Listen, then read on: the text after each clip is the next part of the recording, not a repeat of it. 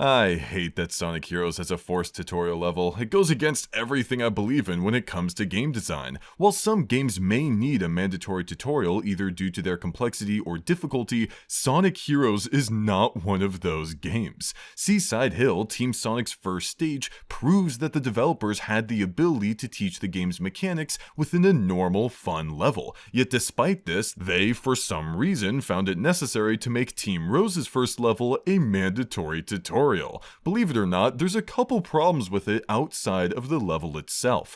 First off, the tutorial level can already be accessed by selecting the tutorial button on the main menu, so the option was already there for brand new players that may have wanted a rundown and everything, meaning there was no need to recycle it as the first level of one of the team's stories. Second off, why Team Rose? What about this team made the devs choose them to be the forced tutorial team? Yeah, they're considered the easy team of the four, but you would think that if the devs were going to make a forced tutorial level that they'd give it to the team that was most likely to be a player's first pick.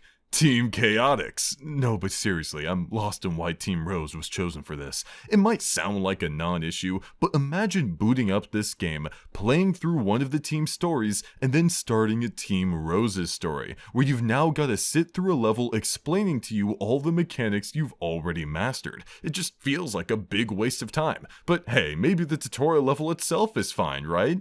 Its name is Seagate, where the stage number is 0. Ah, trying to hide the shame of being the first level, are you? I understand.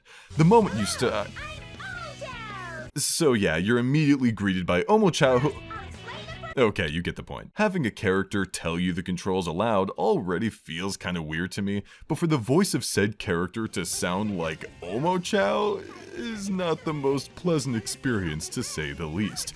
For the record, everything Omochao says is a perfectly good explanation for each of the game's mechanics. However, merely explaining the game's mechanics is not good enough. If it was, then you'd see games slapping walls of text on screen detailing their game's mechanics more often. If the devs really wanted a narration for this tutorial, then I feel like it would have been better to have the team themselves narrate it. Turn this into a training exercise of some sort, where each member's encouraging one another to take the lead and compliments them on their abilities, which then tells the player what each team member is capable of without it feeling as jarring as what Omochao puts us through.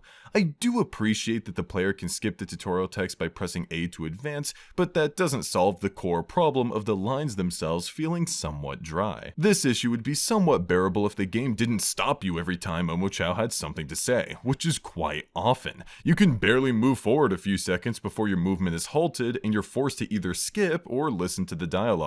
They should have done what they did in Sonic Adventure 2, where Omochao explained a mechanic, but you were still given free reign of your movement while he was doing so. Playing this game of start and stop over and over just isn't fun by comparison. If the devs were worried that players would blast through the section before Omochao finishes his sentences, then they should have designed the level to better accommodate the dialogue length. Simple as that. In terms of the level design itself, Seagate does a fair job at matching Omochao's dialogue and consistently presents terrain and obstacles that test exactly what's being presented to you. Although I find that it suffers from the same problem the dialogue does. It's just too dry and boring. Take a look at the first speed section you're presented with in Seaside Hill. Look at the beautiful ocean on the left and right, the orca-shaped islands in the background, the clouds above you. It feels alive. Now look at the first speed section in Seagate. It's just a corridor. Yeah, both of these paths are basically a straight line, but the point I'm making is that this is a level in a video game. This is a location in Sonic's world. And while yes, this place is called Seagate, which this level design matches, I don't think that makes the design itself that much better. Like, what if instead of Seagate it was called Poopygate and there was poop everywhere? We wouldn't start calling it good because it matches the title. That'd be stupid, right? Right, as long as we're in agreement. This place remains claustrophobic pretty much throughout its entire duration. The fly section doesn't space things out much, and the power section only makes things feel more cramped as you travel through it. At the end of the day, this level is just that, a level. It's not one that people remember fondly, and it won't ever be remembered fondly because it's a boring tutorial experience that didn't need to exist at all, or at most should have just stayed as an option on the main menu screen. I know I'm gonna come off as petty considering I'm dunking on this poor level trying to teach players the game's mechanics, but hey, to be fair, it started this war the moment it decided it'd force me to not only sit through it as a kid, but bore me while doing so. Thanks for watching, consider becoming a member of this channel, and I'll see you tomorrow for more of the June Zoom. Take care.